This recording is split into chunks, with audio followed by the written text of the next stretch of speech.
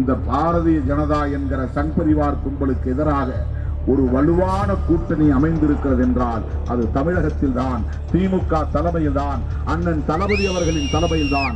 இந்த கூட்டணி அமைவதற்கு, எதிர்ப்பு முன்னணி அமைவதற்கு திருமாவளவனின் பங்களிப்பு, சிறுத்தைகளின் பங்களிப்பு கணிசமானது என்பதை சொல்லுவதில் நான் பெருமைப்படுகிறேன். சமூக நீதிக்கு எப்படி அவன் குழி தோண்டி பறித்துக் கொண்டிருக்கிறான் என்பதை பற்றி அவர்களுக்கு கவலை இல்லை.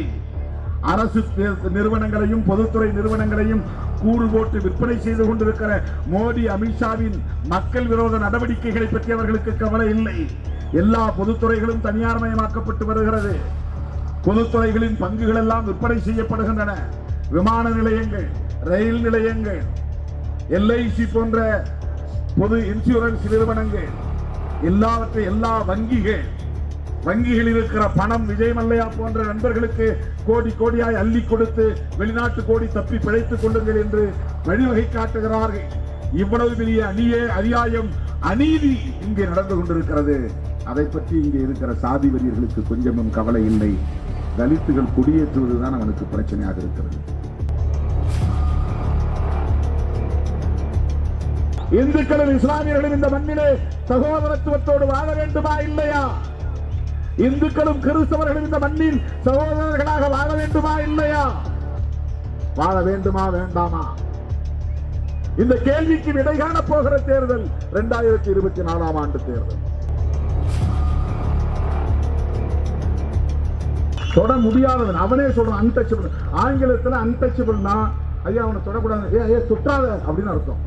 அவனை தொட்டாத, தொட முடியாது, தொடக்கூடாது, தொட முடியாது. மின்சாரத்தை போய் குடின்னு எவனாவது சொல்லுவானா? Electricity is untouchable. Electricity untouchable. மின்சாரமே ஒரு அன்டச்சபிள் தான். மின்சாரத்தை எவனாலும் தொட முடியாது. அப்படி அவர்களுக்கு சிம்ம சொப்பனமாக இருக்கக்கூடிய ஒரு சமூகம் தான் தலித் மற்றும் பழங்குடி சமூகம். பிஜேபியில ஒருத்தன் பொறுப்புல இருக்கிறான்னா அவன் சொந்த சமூகத்திற்கு துரோகம் இழைக்கிறான் என்று பொருள். சூத்திர மக்களுக்கு, உழைக்கிற மக்களுக்கு பகைவன் என்று பொருள். ஏன்னா இந்தியாவில் உள்ள உலகத்திலேயே இந்த மாதிரியான ஒரு மக்கள் விரோத கொள்கை கொண்ட கட்சி கிடையாது.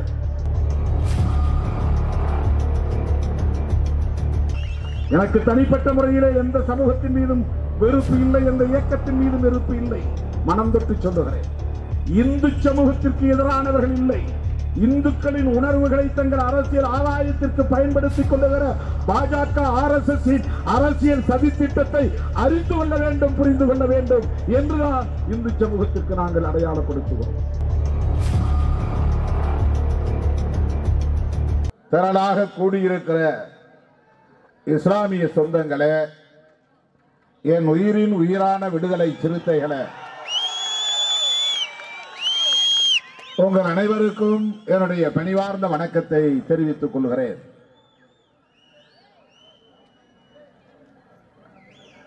திப்பு சுல்தான் பேரவையின் சார்பில் ஆண்டுதோறும் நடைபெற்று வருகிற இந்த பொதுக்கூட்டம் இந்த ஆண்டும் வெற்றிகரமாக ஒருங்கிணைக்கப்பெற்று நடைபெற்றுக் கொண்டிருக்கிறது. இந்த ஆண்டு இந்த நிகழ்விலே பங்கேற்று உரையாற்றக்கூடிய ஒரு அரிய வாய்ப்பை எனக்கு வழங்கியமைக்காக முதலில் பேரவையை சார்ந்த அனைத்து பொறுப்பாளர்களுக்கும் என்னுடைய நெஞ்சார்ந்த நன்றியை உரித்தாக்குகிறேன்.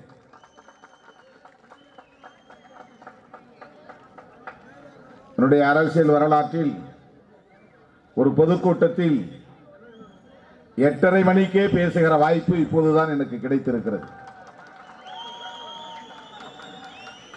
நள்ளிரவுக்கு மேல்தான் நம்முடைய பொது தோழர்கள் எல்லாம் என்னை பேச விடுவார்கள்.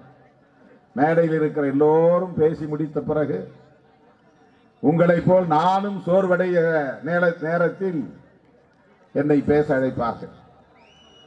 ஆகவே இந்த வாய்ப்பை மிக சீக்கிரமாகவே எனக்கு வழங்கிய பேரவைக்கு சிறப்பான நன்றியை உரித்தாக்குகிறேன்.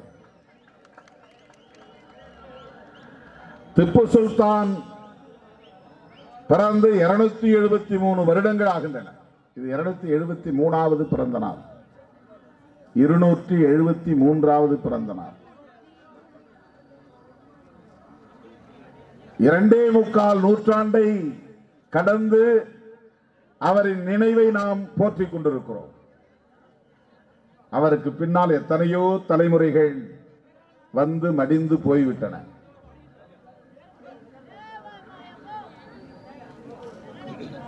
நாம் இன்றைக்கு அவரை நினைவு கூர்ந்து அவருடைய பிறந்த நாளை கொண்டாடுகிறோம்.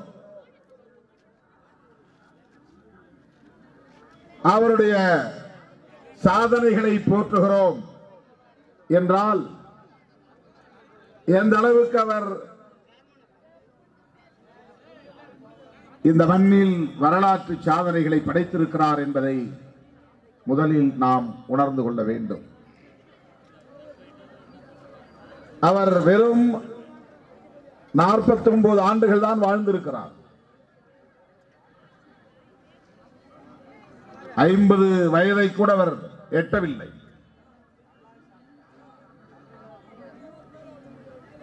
ஒரு போரில் சராசரி வீரனை போல ஆங்கிலேய ஏகாதிபத்தியத்தை எதிர்த்து நடந்த 4ஆம் மைசூர் போரில் ஸ்ரீரங்கப்பட்டணம் கோட்டை வாசலின் முன் நடந்த போரில் அவர் கொல்லப்பட்டார். வீரச்சாவடைந்தார்.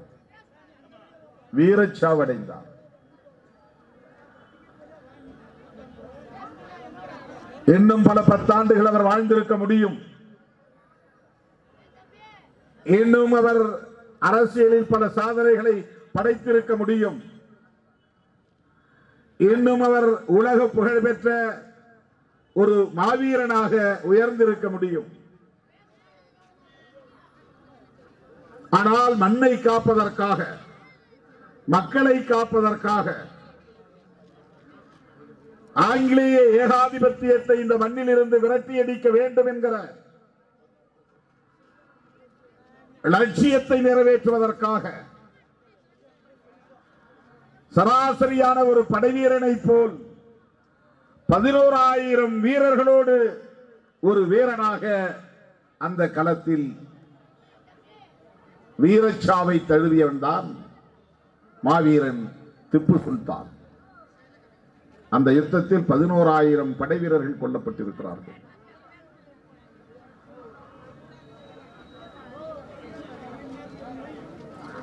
அவர் குண்டு காயங்களோடு ஒரு முறை களத்திலே வீழ்ந்து கிடந்த போது, சரிந்து கிடந்த போது, அவருடைய உதவியாளர் அல்லது அமைச்சர் ஒருவர், நாம் சரணடைந்து விடலாம்,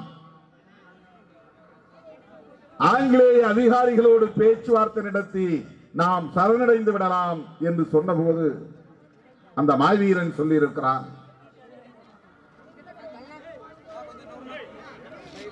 ஆடுகளை போல 200 ஆண்டுகள் வாழ்வதை விட புலியை போல 2 நாள் வாழ்ந்து மடிந்தால் போதும். 2 நாள் வாழ்ந்து மடிந்தாலும் ஒரு புலியை போல் வாழ்ந்து மடிவோமே தவிர ஆட்டுக்குட்டிகளை போல 200 ஆண்டுகள் வாழ வேண்டிய அவசியம் இல்லை என்று சொன்ன ஒரு மாவீரன். சோழ மன்னர்களுக்கு பிறகு இந்த மண்ணில் புலிக்கொடி ஏந்திய மாவீரன் திப்பு சுல்தான். எனக்கு தெரிந்து திப்பு சுல்தானுக்கு அடுத்து புலிக்கொடி ஏந்தியவர் அண்ணன் பிரபாகரன் தமிழ் ஈழத்தில்.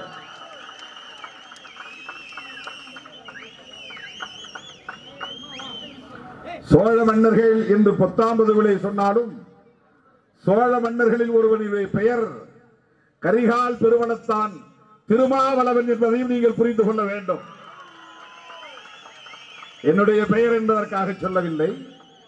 வரலாற்றில் சோழ மன்னர்களிலேயே தலை சிறந்த ஆட்சி நிர்வாகத்தை நடத்திய பேரரசன் கரிகால் பெருவளத்தான் திருமாவளவன் அவனுடைய பெயர். ஆக அந்த திருமாவளவன் ஏந்திய புலிக்கொடி திப்பு சுல்தான் மைசூர் புலி திப்பு சுல்தானும் புலிக்கொடியை ஏந்திய வரலாறு நமக்கு காண கிடைக்கிறது. அதன் பின்னர் இந்த பூ உலகில் புலிக்கொடியை ஏந்தியது தமிழீழ தேசிய தலைவர் அண்ணன் மேதகு பிரபாகரன் அவர்கள்.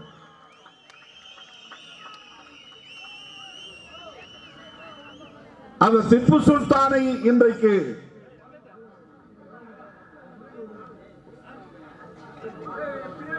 கர்நாடக மாநிலத்தை ஆண்டு கொண்டிருக்கிற பிற்போக்கு சக்திகள், மதவாத சக்திகள், சங் பரிவார் கும்பல், பாரதிய ஜனதா கட்சியை சார்ந்தவர்கள் அவரை ஒரு இஸ்லாமிய தீவிரவாதியாக காட்ட பார்க்கிறார்கள், டெரரிஸ்ட் என்கிறார்கள்.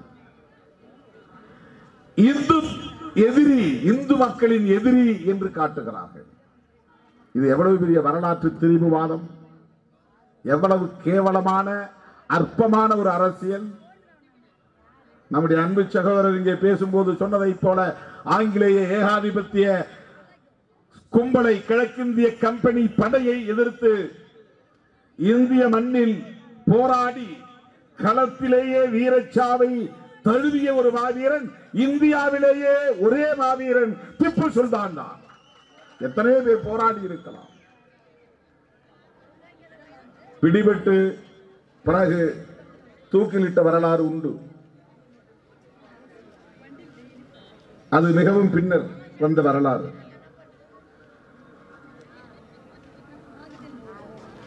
பேரரசர்களாக இருந்து பேரரசர்களாக, ஒரு மைசூர் பேரரசு என்பது மிகப்பெரிய சமஸ்தானம். வெள்ளைக்காரர் இந்த நாட்டை ஆண்டபோது மதராஸ் பிரசிடென்சி, சென்னை மாகாணம் இருந்தது. கொல்கத்தா பிரசிடென்சி, அது ஒரு மாகாணம், கல்கத்தா தலைமையிடமாக கொண்ட மாகாணம். பாம்பே பிரசிடென்சி, இன்றைய மும்பையை தலைமையிடமாக கொண்ட ஒரு மாகாணம். அந்த மதராஸ் பிரசிடென்சிக்குள்ளே மைசூர் சமஸ்தானத்தை தவிர மற்ற கர்நாடக பகுதி முழுவதும் இடம்பெற்றிருந்தது. இதெல்லாம் மைசூர் மகாராஜா கட்டுப்பாட்டை தவிர மற்ற பகுதிகள் முழுக்க மதராஸ் பிரசிடென்சிக்குள்ளே இருந்தது. வெள்ளையருடைய ஆட்சி காலம். இப்போது இருப்பதை போல தமிழ்நாடு என்று தனியே ஒரு மாநிலம், கர்நாடகா என்ற தனியே மாநிலம் கிடையாது. ஆந்திராவின் பெரும்பகுதி, கர்நாடகாவின் பெரும்பகுதி, கேரளாவிலே திருவிதாங்கூர் சமஸ்தானத்தை தவிர மற்ற பகுதிகள், இவையெல்லாம் மதராஸ் பிரசிடென்சி. இதற்கு பெயர் சென்னை மாகாணம், சென்னை ராஜதானி. இங்கே ஹைதர் அலியோடும் திப்பு சுல்தானோடும் யுத்தம் நடத்திய ஆங்கிலேய ஏகாதிபத்திய பிரபுக்கள், காரன் வாலிஸ் பிரபுவாக இருந்தாலும், அதன் பிறகு பொறுப்பேற்ற வெல்லஸ்லி பிரபுவாக இருந்தாலும், இவர்கள் இன்றைய தமிழ்நாட்டுக்கும் அவர்கள்தான் அதிகாரிகள், வெள்ளையர் அதிகாரிகள். இன்றைய கர்நாடக பகுதிக்கும் அவர்கள்தான் அதிகாரிகள். இன்றைய ஆந்திர பிரதேச பகுதி, தெலுங்கானா பகுதிக்கும் அவர்கள்தான் அதிகாரிகள். ஒரே மாகாணமாக இருந்தது. மொழிவெளி அடிப்படையில் எப்போது மாநிலம் இல்லை. ஹைதர் அலி ஆங்கிலேய ஏகாதிபத்தியத்தை எதிர்த்தார். அதுதான் முதல் மைசூர் போர். அடுத்தும் ஆங்கிலேய ஏகாதிபத்தியத்தோடு எதிர்த்து போரிட்டார். அதிலே தோற்று போனார். இரண்டாவது மைசூர் போர் வெற்றி பெற்றார். மூன்றாவது மைசூர் போர் தான் தோல்வி. இரண்டாவது மைசூர் போர் என்று வரலாறு பதிவு செய்யக்கூடிய அந்த யுத்தத்தின் போது திப்பு சுல்தான் ஒரு இளைஞர் அப்பாவுக்கு துணையாக களத்திலே நிற்கிறார். அப்பா காலமான பிறகு 32 வயதில் ஆட்சி பொறுப்பை ஏற்கிறார். அதன் பிறகு அவர் ஆண்ட காலம் என்பது 18 அல்லது 19 ஆண்டுகள் தான். 40-50 ஆண்டுகள் இந்த ஆட்சியிலே இல்லை. அவர் வெறும் 19 ஆண்டுகள். இன்னும் சொல்ல போனால் 17-18 ஆண்டுகள் தான், 19 கூட கிடையாது. எந்த 1782 ஆட்சி பொறுப்பு ஏற்கிறார். 1799 வீரச்சாவை தழுவுகிறார். இந்த 17-18 ஆண்டுகளில் அவர் நடத்திய ஆட்சி நிர்வாகம் என்பது இந்தியாவுக்கே வழிகாட்டக்கூடியதாக இருந்தது. ஆங்கிலேயர்களுக்கே வழிகாட்டக்கூடியதாக இருந்தது. விவசாய உற்பத்தியில் புதிய முறைகளை அறிமுகப்படுத்தியவர் திப்பு சுல்தான். உழுபவனுக்கே நிலம் சொந்தம் என்று இப்போது நாம் பொதுவுடைமை இயக்கத்தை சார்ந்த தோழர்கள் முழக்கமிடுவதை பார்க்கிறோம். அன்றைக்கு பொதுவுடைமை இயக்கம் இல்லாத காலத்தில் உழுபவனுக்கே நிலம் சொந்தம் என்று ஆணையிட்டவர் திப்பு சுல்தான். கம்யூனிஸ்ட் இயக்கங்கள் போராடவில்லை, அம்பேத்கர் இயக்கங்கள், பெரியார் இயக்கங்கள் போராடவில்லை. திப்பு சுல்தான் காலத்தில் அந்த இயக்கங்கள் கிடையாது. ஆனால் நிலத்தை உழுபவனுக்கே நிலம் சொந்தம் என்கிற அரசாணையை பிறப்பித்தவர், தனியே நாணயத்தை வெளியிட்டவர்.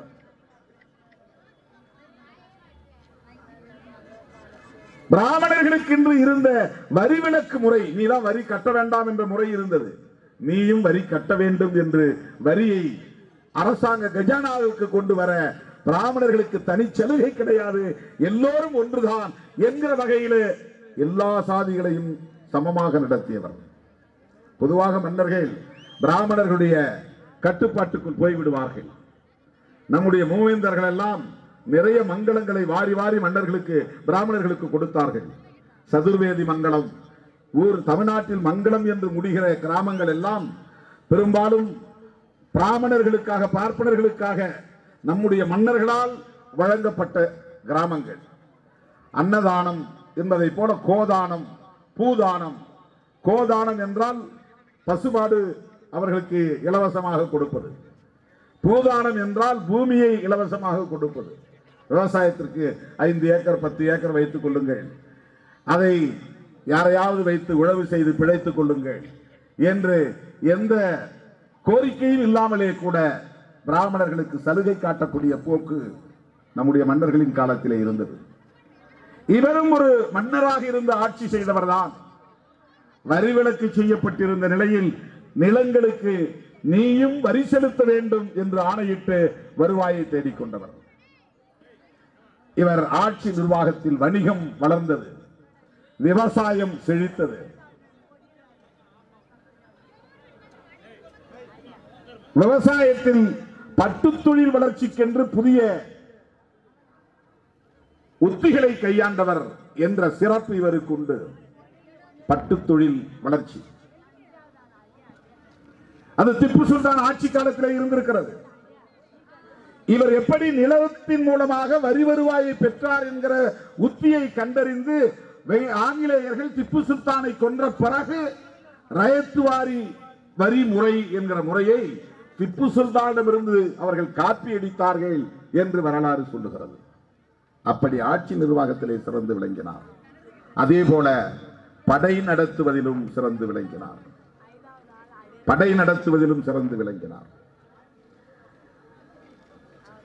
கடற்படை பயிற்சியும் கொடுத்திருக்கிறார்.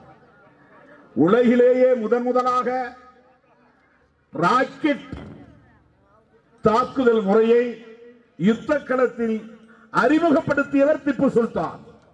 அதனால் இன்றைக்கும் அமெரிக்காவில் இருக்கிற நாசா விஞ்ஞான ஆய்வு கூடத்தில் திப்பு சுல்தான் படம் வைக்கப்பட்டிருப்பதாக வரலாற்று குறிப்பு சொல்லுகிறது.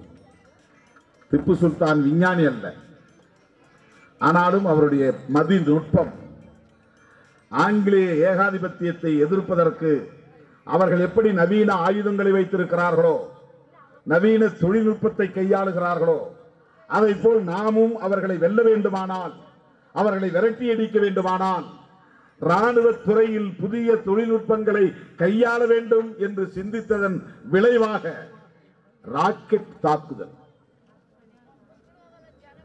ஏறத்தாழ 2-3 கிலோமீட்டருக்கு அப்பால் உள்ள பிரிட்டிஷாரின் படைப்புலத்தை துல்லியமாக தாக்கக்கூடிய அளவுக்கு வல்லமை பெற்ற ராக்கெட் ஏவுகணைகளை கண்டறிந்தவர், அதை யுத்தத்தில் பயன்படுத்தியவர் என்கிற வரலாற்று பெருமைக்குரியவர் திப்பு சுல்தான்.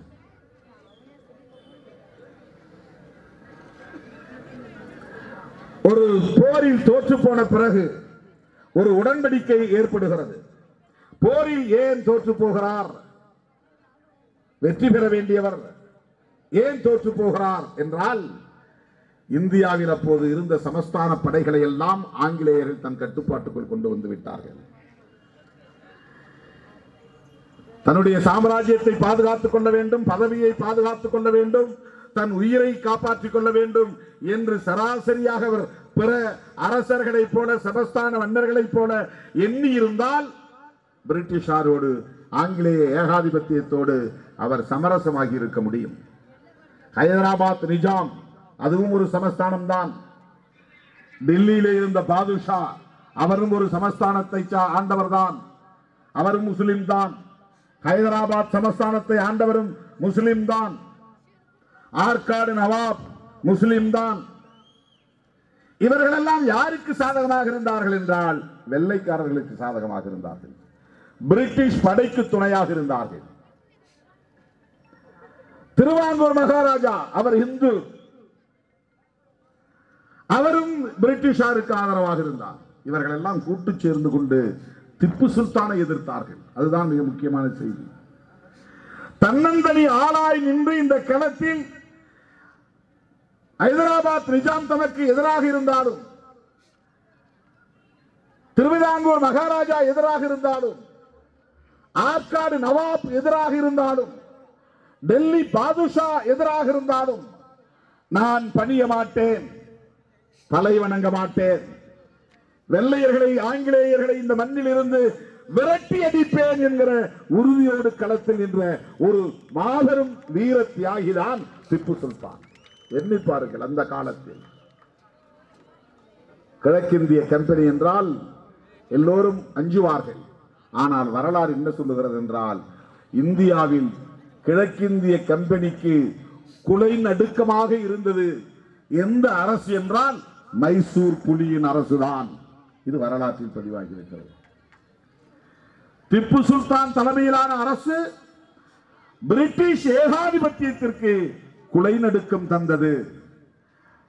திப்பு சுல்தான் நினைச்சாலே அவனுக்கு பக்கும், நெஞ்செல்லாம் அவனுக்கு பதறும், கைகால்கள் நடுங்கும்.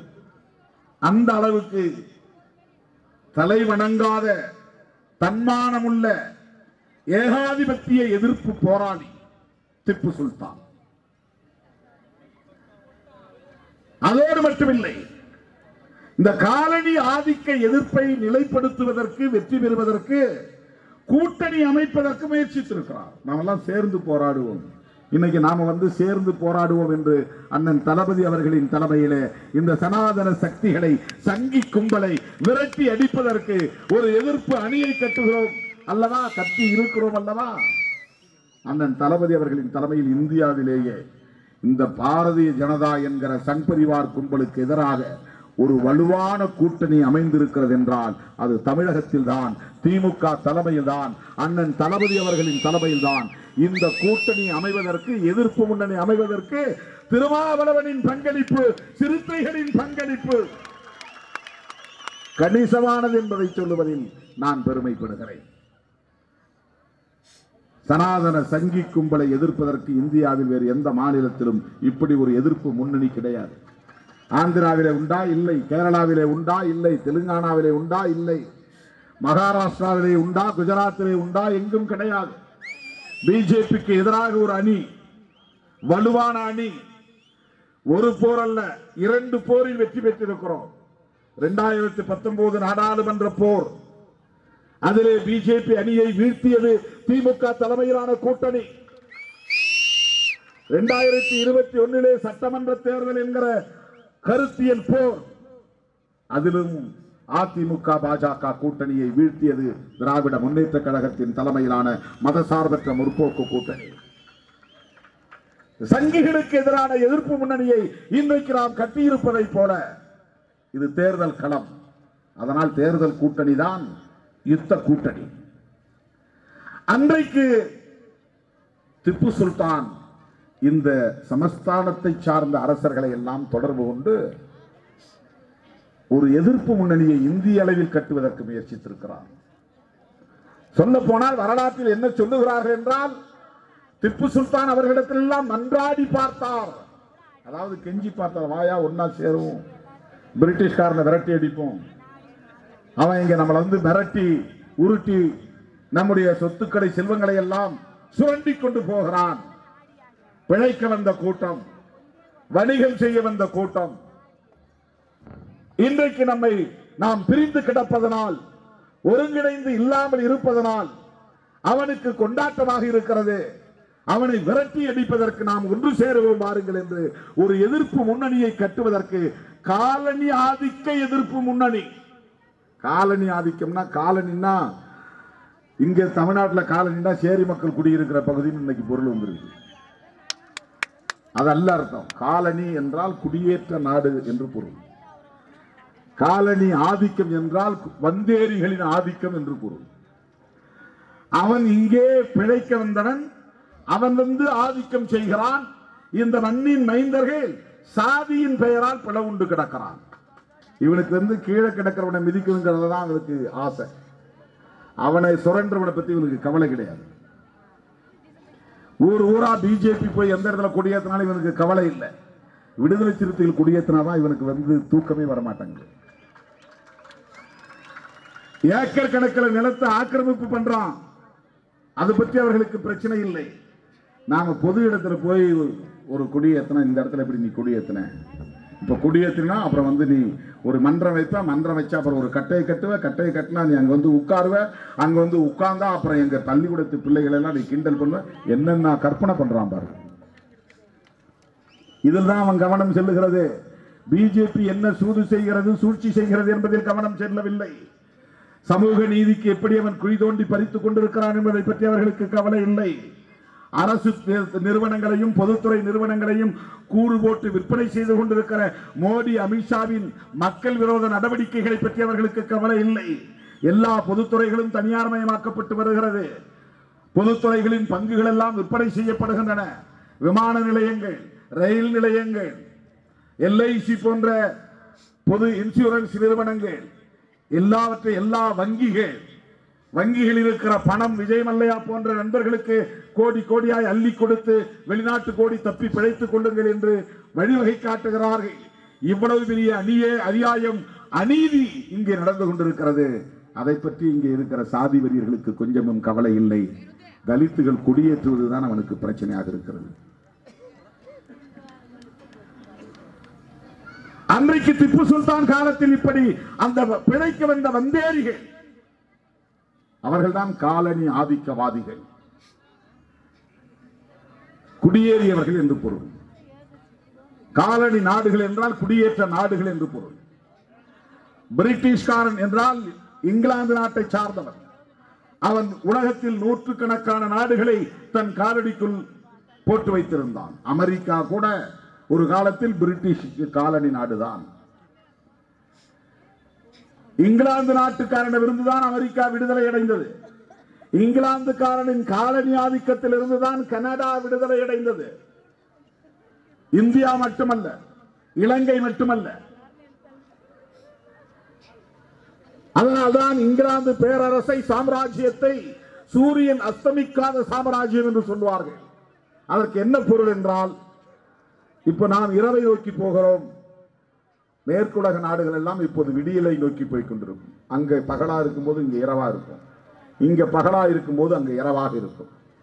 இப்படி பார்க்கிற போது ஏதாவது ஒரு நாடு, இங்கிலாந்து சாம்ராஜ்யத்துக்கு உட்பட்ட நாடு, பகலில் இருந்து கொண்டே இருக்கும். அதாவது இங்கிலாந்து சாம்ராஜ்யம் என்பது சூரியன் எப்போதும் இருந்து கொண்டே இருக்கிற ஒரு சாம்ராஜ்யம். 150 நாடுகள் அவன் கட்டுப்பாட்டில் இருந்தால் 100 நாடுகளில் ராத்திரி என்றால் 50 நாடுகளில் பகல், 50 நாடுகளில் ராத்திரி என்றால் 100 நாடுகளில் பகல். இப்படி அவனுடைய சாம்ராஜ்யம் என்பது உலகளாவிய அளவில் விரிந்து பறந்து கிடந்தது. அதிலே ஒரு காலனி குடியேற்ற நாடுதான் இந்தியா. அப்போது இங்கே இந்தியா என்று சொல்லுவதற்கு எந்த அடையாளமும் கிடையாது. மராத்தியர், வங்காளி, கன்னடன் இப்படித்தான் சொல்லிக் கொள்கிற நிலை இருந்தது. இந்தியன் என்று சொல்லிக் கொள்வதற்கான சூழல் கிடையாது. தனித்தனியே சமஸ்தானங்கள், 600க்கு மேற்பட்ட சமஸ்தானங்கள் இந்தியாவிலே இருந்தன. வெள்ளைக்காரன் நாட்டை ஆண்ட போதே. அப்படின்னா எவ்வளவு துண்டு துணுக்கா இந்த நாடு கிடந்திருக்கிறது என்பதை புரிந்து கொள்ள வேண்டும். அதாவது பிரிட்டிஷ்கார நாட்டை ஆண்டு கொண்டிருக்கிற போதே மைசூர் என்பது சமஸ்தானமாக இருந்தது. அதாவது பிரிட்டிஷாருடைய நேரடி ஆட்சி முறை கிடையாது. மதராஸ் பிரசிடென்சிக்குள்ளே மைசூர் சமஸ்தானம் தனியே இருந்தது, ஹைதராபாத் நிஜாம் தனியே இருந்தது, திருவிதாங்கூர் சமஸ்தானம் தனியே இருந்தது, ஆற்காடு நவாபுடைய சமஸ்தானம் தனியே இருந்தது. கட்டபொம்மனுடைய ஆட்சி நிர்வாகம் ஒரு சமஸ்தானம் மாதிரி தான். ஒவ்வொன்றாக அடித்து வீழ்த்தி பிறகுதான் சேர்த்துக் கொண்டார்கள். பிறகுதான் அவருடைய ஆட்சி நிர்வாகத்திற்குள்ளே சேர்த்துக் கொண்டார்கள். ஒத்துழைக்கக்கூடியவனை போர் புரிந்து அடிமைப்படுத்துவதில்லை, நிலத்தை பறித்துக் கொள்வதில்லை. இந்த பகுதியிலே வேலூர் தாலுகா என்பது அப்போது சேலம் மாவட்டம் எல்லாம் திப்பு சுல்தானுடைய ஆட்சி காலம் திண்டுக்கல் வரை பரவி இருந்தது. மைசூர் சமஸ்தானம் என்பது கர்நாடகாவிலே இன்றைக்கு நாம் பார்க்கிற மைசூரோடு நின்றுவிடவில்லை. இது எல்லாமே அவருடைய கட்டுப்பாட்டில் இருந்த பகுதிதான். கிருஷ்ணகிரி, தருமபுரி, சேலம், வேலூர், திண்டுக்கல் எல்லாம். திண்டுக்கல்லிலும் திப்பு சுல்தானுடைய கோட்டை இருந்தது, ஹைதர் அலியின் கோட்டை. இங்கே ஸ்ரீரங்கப்பட்டணத்தில் கோட்டை இருந்தது. இதெல்லாம் பிரிட்டிஷ் சாம்ராஜ்யத்திற்கு உட்படாத பகுதிகளாக இருந்தது. ஒரு யுத்தத்திலே அவர்கள் விட்டுக் கொடுக்க வேண்டி இருந்தது. இதுவெல்லாம் பிரிட்டிஷாரின் பகுதிக்குள்ளே போய்விட்டது. ராணுவத்திலே எப்படி வீரர்கள் நடந்து கொள்ள வேண்டும், இதையெல்லாம் ஆட்சி நிர்வாகத்திற்குள்ளே திப்பு சுல்தான் சீர்திருத்தங்களை கொண்டு வந்தார். பிணை கைதிகளை அவரவர் மதம் சார்ந்த அடிப்படையிலே அவர்களுக்குரிய மரியாதையை செலுத்த வேண்டும். இந்துக்கள் என்றால் இந்துக்களுக்குரிய மதிப்பை செலுத்த வேண்டும். யாரையும் கட்டாயப்படுத்தி மதமாற்றம் செய்ததில்லை. இஸ்லாமியர்கள் கட்டாயப்படுத்தி மதமாற்றம் செய்வதாக இருந்திருந்தால் இந்தியா எப்போதே இஸ்லாமிய நாடாகி இருக்கும். ஏனென்றால் வெள்ளைக்காரனை விட அதிகமாக இந்தியாவை ஆண்டவர்கள் கிட்டத்தட்ட 800 ஆண்டுகள் இந்தியாவை, டெல்லி சுல்தானாக இருந்தாலும், ஆற்காடு நவாப்பாக இருந்தாலும், மைசூர் புலியாக இருந்தாலும், அதற்கு முந்தைய காலம், அதற்கு பிந்தைய காலம் என்று முகலாய சாம்ராஜ்யம் என்பது 800 ஆண்டுகள் பல்வேறு பெயர்களில் பல்வேறு வம்சங்களாக ஆண்டவர்கள்.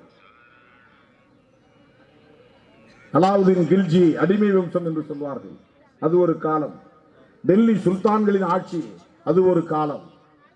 இப்படி சொல்லிக்கொண்டே போகலாம்.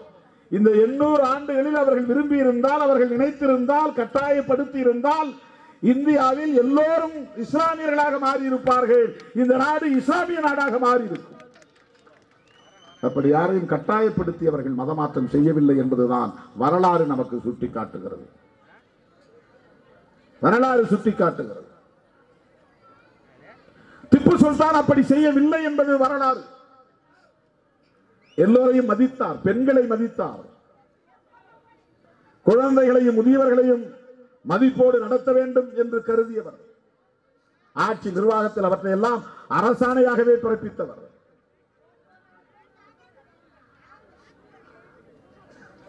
பேஷ்வாக்கள் என்கிற ஒரு படை மகாராஷ்டிராவிலே உண்டு. பேஷ்வாக்கள் என்றால் பிராமணர்களை குறிக்கிற ஒரு சொல். அந்த பேஷ்வா படையை ஆங்கிலேயர் படையில் இருந்த மகர் ரெஜிமெண்ட் வீழ்த்தியது. அதற்கு ஒரு நினைவு சின்னம் எழுப்பப்பட்டது. அதுதான் பீமா கோரேகான் நினைவு சின்னம். அந்த இடத்தை கண்டறிந்து அந்த இடத்திலே போய் வீரவணக்கம் செலுத்த தொடங்கிய புரட்சியாளர் அம்பேத்கர் அவர்கள் அதை தொடர்ந்து தன்னுடைய வாரிசுகளை பின்பற்ற செய்தார். இன்றைக்கும் ஒவ்வொரு ஆண்டும் பீமா கோரேகான் இடத்திலே நினைவு சின்னத்தில் சென்று வீரவணக்கம் செலுத்துகிற வழக்கத்தை நாம் பார்க்கிறோம். அந்த பேஷ்வாக்கள் திப்பு சுல்தான் அரசுக்கு எதிராக ஆங்கிலேய படைக்கு ஆதரவாக இருந்து தொல்லை கொடுத்து இருக்கிறார்கள். மராத்தா படை எத்தனை பகையை எதிர்கொண்டிருக்கிறார். வெறும் வெள்ளைக்காரனை மட்டுமல்ல. 4ஆம் மைசூர் போரில் அவர் கொல்லப்படுவதற்கு காரணம் அவர்கள் கையாண்ட மிக முக்கியமான உத்தி துரோகிகளை உருவாக்குவது. அதுதான் மிக முக்கியமானது. எப்படி இந்த மாவீரன் களப்பலி ஆனான் என்பதை பார்க்கிற போது அவரோடு நெருக்கமாக இருந்த படையில் இருந்த கட்டபொம்மனை காட்டிக் கொடுப்பதற்கு ஒரு எட்டப்பன் இருந்ததை போல சுல்தான் திப்பு சுல்தான் படையிலே மீர் சதக் என்கிற ஒருவரை அவர்கள் விலைக்கு வாங்கிவிட்டார்கள் என்று வரலாற்றில் நாம் பார்க்கிறோம். அதே போல பூர்ணையா என்ற ஒருவர். இவர்களெல்லாம் ஆங்கிலேய படைக்கு ரகசிய தகவல்களை கொடுத்ததன் விளைவாகத்தான் திப்பு சுல்தானை வீழ்த்த முடிந்தது. இல்லை என்றால் சுல்தானை யாராலும் நெருங்க முடியாது. ஸ்ரீரங்கப்பட்டினத்தில் இருந்த கோட்டையை நோக்கி படையெடுப்பதற்கு 4 முனைகளிலும் ஆங்கிலேய ஏகாதிபத்திய படை சூழ்ந்து கொண்டது. அவர்களுக்கு துணையாக இங்கிருந்த ஹைதராபாத் நிஜாம், ஆற்காடு நவாப் போன்றவர்களின் படையும் சூழ்ந்து கொண்டது. ஆனால் படையை அவர்களால் 30 நாட்கள் தொடர்ந்து யுத்தம் நடத்தியும் நெருங்க முடியவில்லை. படைக்குள்ளே அவர்களால் கோட்டைக்குள்ளே நுழைய முடியவில்லை. அந்த கோட்டை கதவுகளை திறந்து விடுவதற்கு காரணமாக இருந்தவன் தான் மீர் சதக். இல்லை என்றால் திப்பு சுல்தானை வீழ்த்தி இருக்க முடியாது. அந்த நேரத்தில் இங்கிலாந்திலே வெளிவந்த ஒரு ஆங்கில பத்திரிகையில் கார்ட்டூன் ஒன்று வரைந்திருக்கிறார்கள். திப்பு சுல்தான் கோட்டையின் ஒரு மதில் சுவரிலே நின்று கொண்டிருப்பதை போல எதிரே ஒரு ஆங்கிலேய படைத்தலைவன் குதிரையில் அமர்ந்து ஓடுவது, ஓட்டம் பிடிப்பதை போல அந்த குதிரை அஞ்சி ஓட்டம் பிடிக்கிறது. அந்த படை வீரனின் கைகளில் இருந்த ஆங்கிலேய கொடி சிதறி கீழே விழுகிறது. இவனும் தப்பி பிழைத்தால் போதும் என்று பயத்தோடு நடுக்கத்தோடு ஓடுகிற மாதிரியான ஒரு காட்சி. இதை இந்திய நாட்டு பத்திரிகைகள் போடவில்லை. ஆங்கிலேய படையை கிண்டல் அடித்து கார்ட்டூன் போட்டது ஆங்கிலேய நாட்டு பத்திரிகை, ஆங்கில பத்திரிகை, திப்பு சுல்தானின் வீரத்தை பற்றி. ஏனென்றால் இன்றைக்கு ஸ்ரீரங்கப்பட்டினம் என்று சொல்லப்படக்கூடிய அந்த இடத்தில் இருந்த கோட்டைக்குள் நுழைவதற்கு 30 நாட்கள் தொடர்ந்து யுத்தம் நடத்தியும் அவர்களால் நுழைய முடியவில்லை. கடைசியாக இந்த படைக்குள்ளே இருந்த சுல்தான் படையில் இருந்த ஒரு படை வீரன் அல்லது அமைச்சர் மீர் சதக், அவன்தான் கோட்டையின் கதவுகளை திறந்து விட்டான். அப்போது களத்தில் 11,000 வீரர்களோடு யுத்தம் நடத்தி மாண்டு கிடக்கிறான் மாவீரன் திப்பு சுல்தான். எங்கோ ஓடிவிட்டான், வேறு இடத்தில் எங்கோ யுத்தம் செய்து கொண்டிருக்கிறான் என்று பலர் சொன்ன நேரத்தில் ஆங்கிலேயன் மட்டும் இல்லை இல்லை, அவன் அப்படி ஓடக்கூடியவன் இல்லை, இங்கேதான் கிடப்பான் பாருங்கள் என்று கீழே கிடக்கிற பணங்களை தேடி பார்த்திருக்கிறார்கள். 11,000 வீரர்களோடு வீரனாக ஒரு சராசரி வீரனை போல அவன் பிணங்களின் ஊடாக ஒரு பிணமாக கிடந்தான். அதை பற்றி ஆங்கிலேயர்கள் எழுதுகிறார்கள், வரலாற்று ஆசிரியர்கள் எழுதுகிறார்கள். என்ன எழுதுகிறார்கள் என்றால், நகரம் தீப்பிடித்து எரிகிறது. ஆங்கிலேயர்கள் நடத்திய தாக்குதலில் வீடுகளில் இருக்கிற சொத்துக்கள் சூறையாடப்படுகின்றன, களவாடப்படுகின்றன. யுத்தம் நடக்கிற போது திருட்டு வேறு பக்கம் நடக்கும், கொள்ளைகள் அடிப்பார்கள், கொள்ளையடிப்பார்கள். ஒருபுறம் தீப்பிடித்து எரிந்து கொண்டிருக்கிறது, சொத்துக்கள் சூறையாடப்படுகின்றன. தம் சொந்த குடும்பத்தை சார்ந்தவர்களும் வீரர்களாக மாண்டு கிடக்கிறார்கள். இந்த நிலையிலும் அந்த மக்கள் தன் மன்னன் களத்திலே பலியாகிவிட்டான் என்பதை அறிந்து அவன் கிடக்கும் இடம் தேடி வந்து நெடுஞ்சான் கிடையாக வீழ்ந்து அந்த மன்னனுக்கு வீர வணக்கம் செலுத்திக் கொண்டிருந்தார்கள். சுல்தான் அரசுக்கு உட்பட்ட மக்கள் எந்த அளவுக்கு அந்த மன்னனின் மீது அந்த மக்கள் நம்பிக்கை வைத்திருந்திருக்கிறார்கள், பற்றுதல் வைத்திருந்திருக்கிறார்கள் என்பதை அந்த காட்சி உணர்த்துகிறது என்று அவர்களே பதிவு செய்திருக்கிறார்கள். வெல்லஸ்லி பிரபு எழுதிய நோட், அவன் அனுப்புற வெல்லஸ்லி பிரபு என்பவர் ஒரு வைஸ்ராய், அவன் ஆங்கிலேய சாம்ராஜ்யத்திற்கு எழுதிய குறிப்பிலே இது பதிவாகி இருக்கிறது என்று சொல்லப்படுகிறது. 4வது மைசூர் போர் என்று வரலாற்றிலே சொல்லப்படுகிற அந்த இறுதி போரில் மாவீரன் திப்பு சுல்தான் கொல்லப்பட்டார். அவர் வீரச்சாவை தழுவினார் என்கிற போது இன்னொன்றையும் சேர்த்து எழுதுகிறார்கள். இவர் மன்னர் என்பதனால் மன்னருக்குரிய உடை இவர் உடம்பில் இல்லை. அதைவிட முக்கியமாக மன்னர் என்பதனால் கவச உடைகளையும் அவர் கொண்டிருக்கவில்லை. பொதுவாக மன்னன்னா அதுக்குரிய தோற்றம் இருக்கணும், தோரணை இருக்கணும். தலைவர்னா தலைவருக்குரிய தோற்றம் இருக்கணும். அரசியலில் பார்க்குறோம் இல்லையா, ஒரு வித்தியாசமா தொண்டர்கள் மாதிரி இருக்க மாட்டாங்க, சாதாரணமாக இருக்கக்கூடாது. அவங்க நடை உடை மிடுக்கு, பேச்சு, பார்வை இதெல்லாம் கொஞ்சம் வித்தியாசப்படுத்தி காட்டணும்னு வலிந்து காட்டக்கூடிய நிலையை நாம் பார்க்கிறோம். ஆக மன்னன் என்கிற போது அவன் எப்படி இருந்திருக்க வேண்டும்?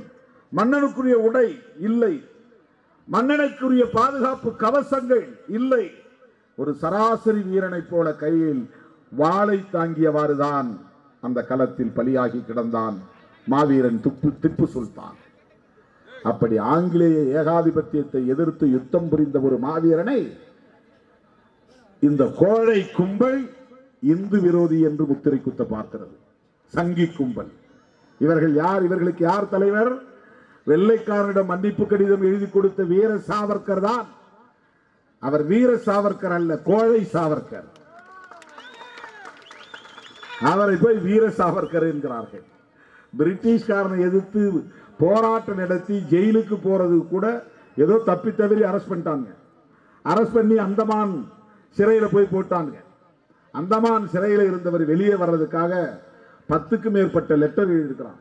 நீ என்ன சொன்னாலும் கேட்டுக்கிறேன், என்னை வெளியே விட்டுரு, இனிமே நான் உன்னை எதிர்த்து எந்த போராட்டமும் நடத்த மாட்டேன். அதன் பிறகு பிரிட்டிஷ்காரன் அவனை மன்னிச்சு அவனுக்கு பென்ஷன் மாதிரி ஒரு தொகையும் கொடுத்து வெளியே அனுப்பினான். அப்படிப்பட்ட மாவீரன் தான் இந்த சங்கி கும்பலின் தலைவர் வீர சாவர்கர். இவங்க வெள்ளைக்காரனை எதிர்த்து எந்த யுத்தத்தையும் நடத்தினது கிடையாது. நாடு விடுதலை அடைய வேண்டும் என்று போராடியவர்கள் பிராமணர்களோ அல்லது சத்திரிய பரம்பரை என்று சொல்லிக் கொள்ளக்கூடிய வம்சத்தை சார்ந்தவர்களோ அல்லது வைசிய குலத்தை சார்ந்தவர்கள், வணிக குலத்தை சார்ந்தவர்கள் என்று சொல்லிக் கொள்ளக்கூடியவர்களோ அல்ல. இவர்களெல்லாம் அவங்க காலை பிடிச்சிட்டு வணிகத்தை காப்பாற்றிக் கொள்ள வேண்டும், வாழ்க்கையை காப்பாற்றிக் கொள்ள வேண்டும், சிறைக்கு போகக்கூடாது, கசையடி வாங்கக்கூடாது என்பதற்காக பிரிட்டிஷாரோடு சமரசம் செய்து கொண்டவர்கள். RSS விடுதலை போராட்டத்தில் பங்கேற்றது என்பதற்கு ஒரு சான்று உண்டா? அந்த காலத்திலே RSS இயக்கம் இருந்ததா இல்லையா? 1925 உருவான இயக்கம் தானே, நூற்றாண்டை காணப்போகிற இயக்கம் தானே. காங்கிரஸ் விடுதலைக்காக போராடியது. நேதாஜி சுபாஷ் சந்திர போஸ் அவர்களின் இந்திய தேசிய ராணுவம் விடுதலைக்காக போராடியது. இவற்றை தாண்டி பலர் விடுதலைக்காக சத்தியாகிரகம் செய்திருக்கிறார்கள். ஆங்காங்கே சமஸ்தான மன்னர்கள், மருது சகோதரர்கள் போராடி இருக்கிறார்கள். வீரபாண்டிய கட்டபொம்மன் போராடி இருக்கிறார். கோபால் நாயக்கர் போராடி இருக்கிறார். இப்படி சொல்லிக்கொண்டே போகலாம். RSS காரன் போராடி இருக்கிறானா? ஒரே ஒரு ஆளை சொல்ல முடியுமா? எவன் ஆட்சிக்கு வந்தாலும் அவன் காலில் விழுந்து சரணடைந்து சமரசமாவது தானே உங்களின் கலாச்சாரம், உங்களின் பண்பாடு. விடுதலை யுத்தத்தில் பங்கேற்ற ஒரு மாபெரும் வீரன் திப்பு சுல்தானை இன்றைக்கு இந்து விரோதி என்று சொல்லுகிறீர்களே. இந்து கோவில்களின் மீது படையெடுத்து அங்கு இருந்த கடவுள் சிலைகளை இழிவுபடுத்தியவர்கள் பேஷ்வாக்கள். பேஷ்வாக்கள் யார்? மராத்திய பார்ப்பனர்கள். பேஷ்வாக்கள் யார்? அவர்களும் சமஸ்தானத்தை சாம்ராஜ்யமாக கொண்டவர்கள், மராத்தா படையை சார்ந்தவர்கள். அவர்கள் இந்துக்கள், ஆனால் இந்து கோவில்கள் மீது படையெடுத்தவர்கள். அந்த கோவிலை மறுபடியும் மீட்டு அந்த கோவிலின் என்ன தேவையோ அனைத்தையும் செய்து கொடுத்தவர் திப்பு சுல்தான். கோவில்களை கட்டுவதற்கும் அவர்களின் உணர்வுகளை போற்றுவதற்கும் அனைத்து ஏற்பாடுகளையும் செய்து தந்தவர் திப்பு சுல்தான் என்று முஸ்லிம் அல்லாதவர்கள் எழுதிய வரலாற்றில் பதிவாகி இருக்கிறது. முஸ்லிம் அல்லாதவர்கள் எழுதிய வரலாற்று ஆய்வு கட்டுரைகளில் பதிவாகி இருக்கிறது. ஒரு தேசிய நாயகன் என்று போற்றப்படக்கூடியவர். இந்திய அளவில் மட்டுமல்ல தோழர்களே, சர்வதேச அளவிலும் அவருக்கு தொடர்பு இருந்திருக்கிறது. அதுதான் திப்பு சுல்தானின் பார்வை. திப்பு சுல்தான் ஒரு முற்போக்கு சிந்தனையாளர், திப்பு சுல்தான் ஒரு புரட்சிகர பார்வையாளர், திப்பு சுல்தான் ஒரு ஏகாதிபத்திய எதிர்ப்பு போராளி என்பதை வரலாற்றில் நம்மால் உணர்ந்து கொள்ள முடிகிறது. நெப்போலியனோடு தொடர்பில் இருந்திருக்கிறார். பிரெஞ்சு படையை சார்ந்த நெப்போலியனோடு தொடர்பில் இருந்தவர் திப்பு சுல்தான். அவருக்கு பிரெஞ்சு தெரியும்.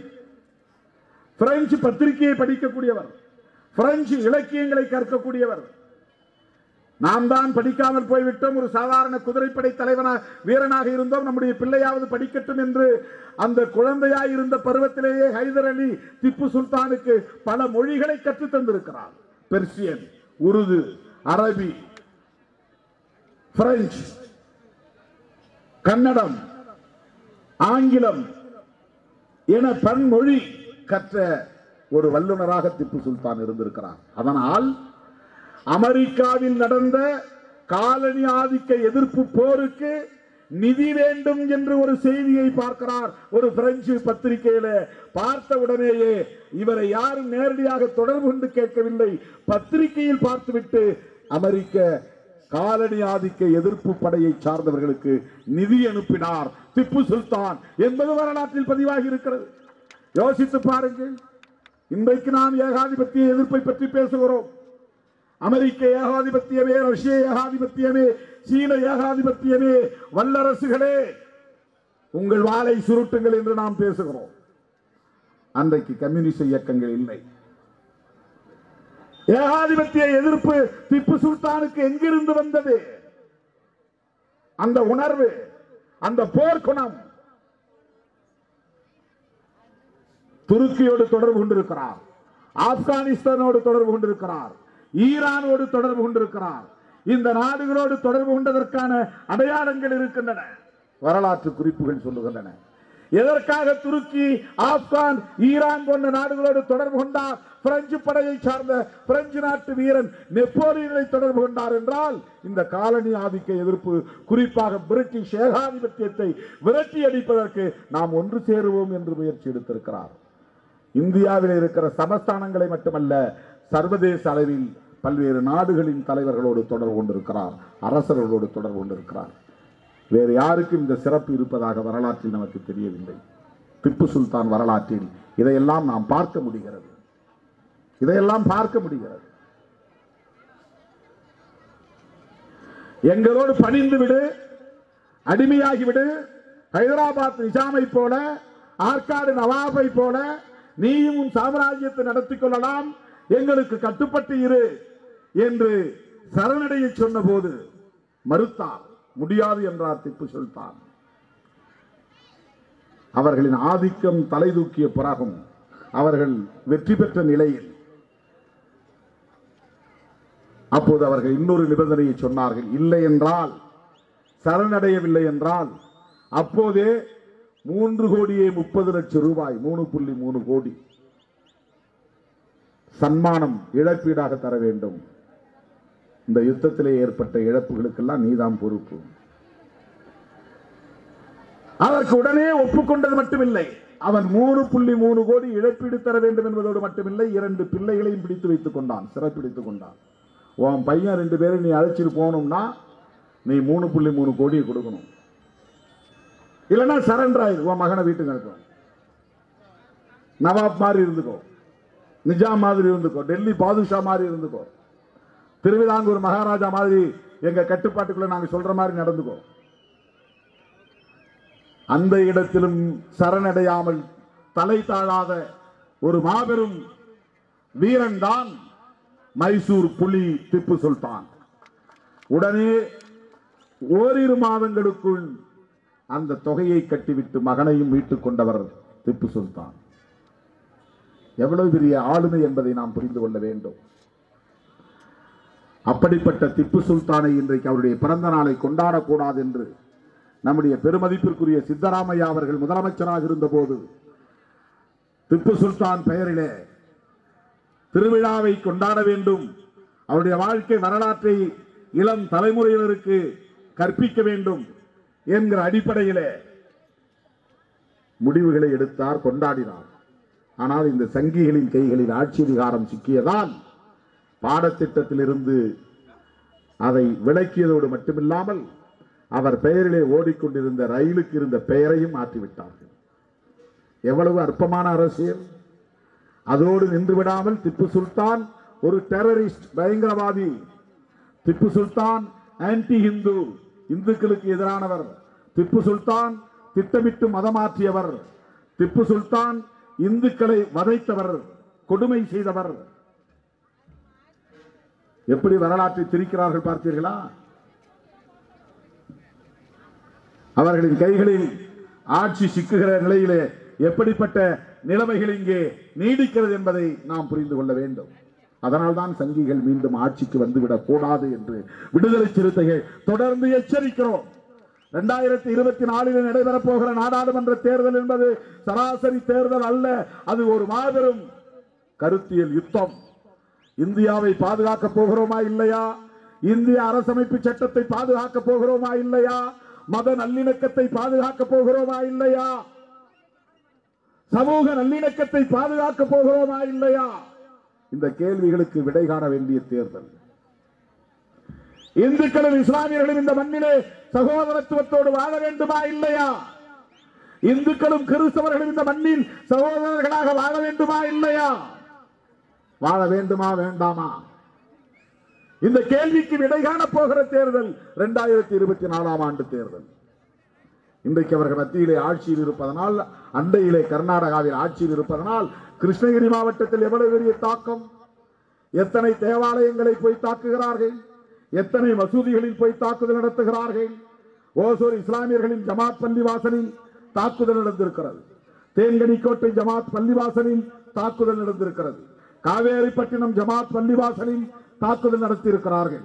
கிருஷ்ணகிரி பள்ளிவாசலில் தாக்குதல், சிங்காரப்பேட்டை பள்ளிவாசலில் தாக்குதல், கல்லாவி பள்ளிவாசலில் தாக்குதல். சங் பரிவார அமைப்புகளை சார்ந்தவர்கள் வெவ்வேறு பெயர்களில், இந்து முன்னணி என்கிற பெயரில், இன்னும் பல்வேறு பெயர்களில். அதே போல கிறிஸ்தவ தேவாலயங்கள், போச்சம்பள்ளியிலே தாக்குதல் நடந்திருக்கிறது. இதே கிருஷ்ணகிரி தேவாலயம் சர்ச்சிலே தாக்குதல் நடந்திருக்கிறது. ஓசூரிலும் தாக்குதல் நடந்திருக்கிறது. இன்றைக்கு ஒரு 5 இடங்களில் அப்படி நடந்திருக்கிறது. ஏஜி சபை பேராயர்கள் வந்து என்னை பார்த்தார்கள். இதெல்லாம் இண்டிபெண்டன்ட் சர்ச்சஸ் வந்து தாக்குதல் நடத்தியிருக்கிறார்கள். இதற்கு காவல்துறையினரும் துணை போகிறார்கள், வருவாய்த்துறையை சார்ந்தவர்களும் துணை போகிறார்கள். கேட்டா இவன் மத மாற்றம் செய்கிறான். என்ன ஆதாரம் இருக்கிறது? எப்படி ஒருவனை போய் வெறுமன மதம் மாற்றிவிட முடியும்? மதம் மாற்றுவது என்றால் சாதாரணமான விஷயமா?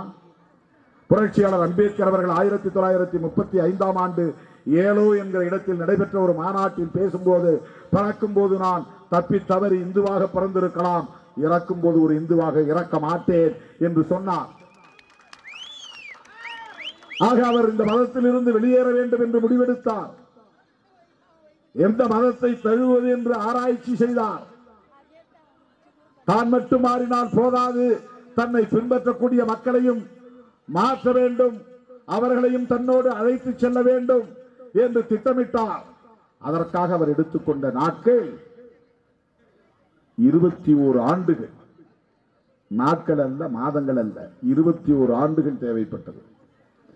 21 ஆண்டு கால பிரச்சாரத்தின் மூலம்தான் நாக்பூரிலே 1956 அக்டோபர் திங்கள் 24ஆம் நாள்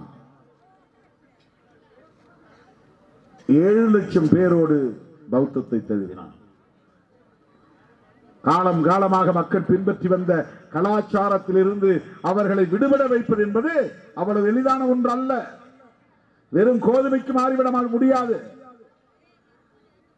வெறும் பிரியாணிக்கு மாறிவிட முடியாது. தன்னுடைய அப்பா அம்மா, தன்னுடைய தாத்தா பாட்டி, தன்னுடைய முப்பாட்டி என்று, கொள்ளு தாத்தா கொள்ளு பாட்டி என்று பின்பற்றி வந்த அந்த வழிபாட்டு முறையை, வாழ்க்கை முறையை, உடை முறையை, உணவு முறையை, சடங்கு சம்பிரதாயங்களை ஒரே நாளில் தூக்கி எறிந்து விட முடியாது. இந்த வரிசையில் ஒரு நாற்காலியில் நான் உட்கார்ந்துட்டு எழுந்துச்சேன்னா மறுபடியும் அதே நாற்காலியில் உட்கார்ந்து தான் எனக்கு ஆசை வரும். அதை விட முடியாது என்னால. கொஞ்ச நேரம் உட்கார்ற நாற்காலி தான் எனக்கு பிடிச்சு போகும். தலைமுறை தலைமுறையாய் இருக்கக்கூடிய ஒரு சமூக வாழ்க்கை முறையை எப்படி உடனே தூக்கி எறிய முடியும்? அம்மனை வழிபடுவது, குலதெய்வத்தை வழிபடுவது எப்படி முடியும்? ஆனாலும் முடிகிறது. இந்தியாவுடைய இஸ்லாமியர்களாக இருப்பவர்கள் எல்லாம் யார்? அராபிய நாட்டிலிருந்து வந்தவர்களா? அவர்களும் ஒரு காலத்திலே அவருடைய முன்னோர்கள் இந்துக்களாகத்தான் இருந்தார்கள். இந்தியாவுடைய கிறிஸ்தவர்களாக இருப்பவர்கள் யார்? ஐரோப்பிய நாடுகளில் இருந்து வந்தவர்களா? அவருடைய மூத்தோரும் முன்னோரும் இந்த நாட்டில் இந்துக்களாக நீங்கள் சொல்லுகிற அடையாளத்தோடு இருந்தவர்கள் தான். பௌத்தர்களாக மாறியிருப்பவர்கள் யார்? புரட்சியாளர் அம்பேத்கர் இன்றைக்கு ஒரு புத்திஸ்டாகத்தானே மறைந்தார். அவர் யார்? அவருடைய அப்பா யார்? அப்பா பேர் ராம்ஜி, இந்து பெயர். அவருடைய பெயர் பீமாராவ், மகாபாரதத்தில் வருகிற பீமனுடைய நினைவாக வைக்கிற பெயர் தான். அவருடைய அண்ணன் பெயர் பலராமன், ரமாபாய், பீமாபாய். இதெல்லாம் எந்த பெயர்? கிறிஸ்தவ பெயர்களா? இஸ்லாமிய பெயர்களா? இந்து பெயர்கள் தானே. ஏன் இந்த பெயர்களை தாங்கிய இந்து குடும்பத்தை சார்ந்த புரட்சியாளர் அம்பேத்கர் அவர்கள் அதிலிருந்து வெளியேறுகிறார்? வெளியேற வேண்டிய நிர்பந்தம் என்ன? சங்கிகளே, இதை ஆய்வு செய்யுங்கள். யாரும் கட்டாயப்படுத்தலாம் மதமாக்கல. அம்பேத்கரை யாராவது கட்டாயப்படுத்தினாங்களா? பௌத்த மதத்தை சார்ந்த பிக்குகள் போய் அம்பேத்கரை கட்டாயப்படுத்தினீங்களா மதம் மாறுங்கள் என்று சொன்னார்களா? இங்கே இஸ்லாமியர்கள் உருவானதற்கும், இங்கே கிறிஸ்தவர்கள் உருவானதற்கும், இங்கே பௌத்தர்கள் உருவாவதற்கும் உங்களுடைய அநாகரிகமான வாழ்க்கை முறைதான், அணுகுமுறைதான், சாதிய இழிவு முறைதான். அந்த பண்பாட்டில் இருக்கிற இழிவு போக்குதான். இதையே நீங்கள் சுய பரிசோதனை செய்யவில்லை, சுய விமர்சனம் செய்து கொள்ள தயாராக இல்லை. யாரும் கட்டாயப்படுத்தி முஸ்லீமாக முடியாது, ஆசை காட்டி மாற்றிவிட முடியாது. அவன் இயேசு பெருமான், இயேசு பெருமான், ஏசப்பா ஏசப்பான்னு போய்கிட்டு இருக்கிறான். சிவசிவா சிவசிவா என்று கூப்பிட்டு பார்த்தான், சிவன் வரவில்லை. கிருஷ்ணா கிருஷ்ணா கிருஷ்ணா என்று கூப்பிட்டு பார்த்தான், கிருஷ்ணா வரவில்லை. ஏசப்பா என்கிறான், ஏசப்பா வந்தாரா என்னவோ தெரியவில்லை. ஆனால் அவன் ஏசப்பாவை நம்பி போகிறான். அது அவன் தன்னை தற்காத்துக் கொள்ள வேண்டும் என்கிற அடிப்படையில் அவனே எடுக்கிற முடிவு. யாரும் கட்டாயப்படுத்தவில்லை. ஆனால் சங் பரிவார்கள் இன்றைக்கு இந்தியாவில் இருக்கிற வேலைவாய்ப்பு பிரச்சனையை பற்றி பேசுவதில்லை, வறுமையை பற்றி பேசுவதில்லை, சாதிய முரண்கள் பற்றி பேசுவதில்லை, சாதி கொடுமைகளை பற்றி பேசுவதில்லை, ஆணவ கொலைகளை தடுக்க வேண்டும் என்று கவலைப்படுவதில்லை. எத்தனையோ இந்த மண்ணின் மைந்தர்கள், இந்துக்களாக இருக்கக்கூடிய தலித்துகள் சுடுகாடு இல்லை என்று போராடி கொண்டிருக்கிறார்கள். சுடுகாடு இருந்தால் பாதை இல்லை, சுடுகாட்டு பாதை இல்லை என்று போராடுகிறார்கள். பொது இடங்களில் கடை வைக்க முடியவில்லை என்று போராடுகிறார்கள். தேநீர் கடைகளில் இரட்டை குவளை முறை இருக்கிறது என்று போராடி கொண்டிருக்கிறார்கள். இளைஞராய் இளம்பெண்ணாய் இருப்பவர்கள் ஒருவருக்கொருவர் சாதி மதத்தை கடந்து விரும்பி திருமணம் செய்து கொண்டால் ஆணவ கொலைகள் நடக்கின்றன. இதில் எதையாவது இந்து மதத்தை தங்களின் மதம் என்று சொல்லிக் கொண்டிருக்கிற சங்கிகள் கண்டித்திருக்கிறார்களா? சுடுகாட்டு பாதை கேட்டு போராடி இருக்கிறார்களா? சுடுகாடு வேண்டும் என்று போராடி இருக்கிறார்களா? அவர்களும் இந்துதானே, அவர்களும் இந்துதானே. பிராமணனும் இந்துதானே, சக்கிலியனும் இந்துதானே. பிராமணர்களுக்கு இருக்கிற பாதுகாப்பு சக்கிலியனுக்கு இருக்கிறதா? சக்கிலியர்களை படுகொலை செய்வதை போல சக்கிலியர்களின் குடியிருப்புகளை அல்லது பறையர்களின் குடியிருப்புகளை போய் அடித்து நொறுக்குவதை போல, தீ வைத்து கொளுத்துவதை போல என்றைக்காவது அக்ரஹாரத்தின் மீது தாக்குதல் நடந்திருக்கிறதா? எங்காவது ஒரு பார்ப்பனன் தாக்கப்பட்டான் என்ற செய்தி உண்டா? பார்ப்பனர்கள் மீது பொய் வழக்கு போட்டார்கள் என்ற செய்தி உண்டா?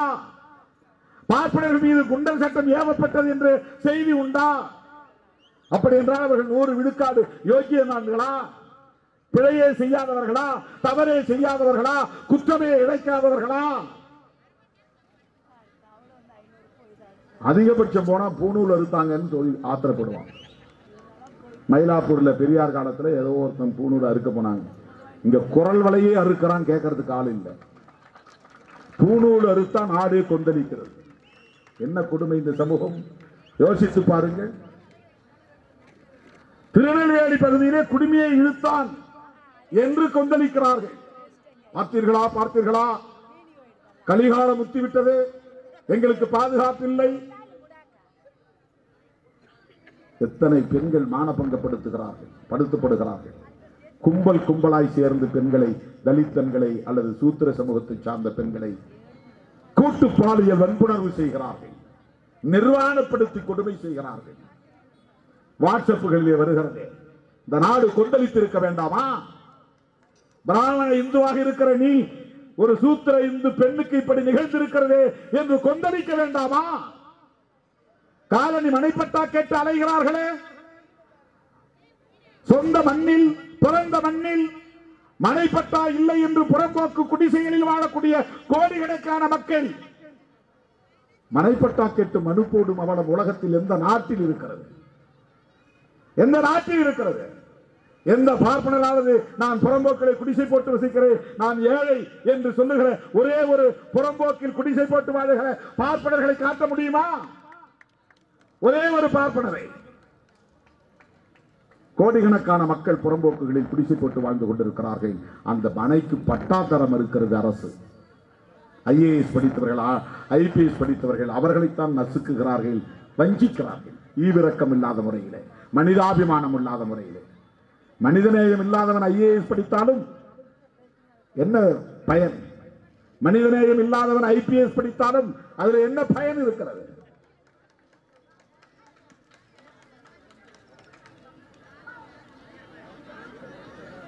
தென்கனிக்கோட்டை பகுதியிலே 18 கிராமங்களிலே நம்முடைய தோழர்கள் கண்டறிந்த ஆய்வின்படி ஏற்கனவே மனைப்பட்டா வழங்கப்பட்டும் அங்கே குடிசை போட முடியவில்லை.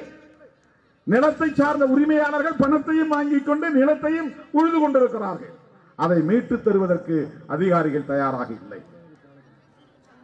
தென்கனிக்கோட்டை பகுதியிலே, சூளகிரி பகுதியிலே, இது கிருஷ்ணகிரியில் மட்டும் கிடையாது, தமிழ்நாடு முழுக்க இப்பதெல்லாம் காலனி மனைப்பட்டா கொடுப்பதே கிடையாது.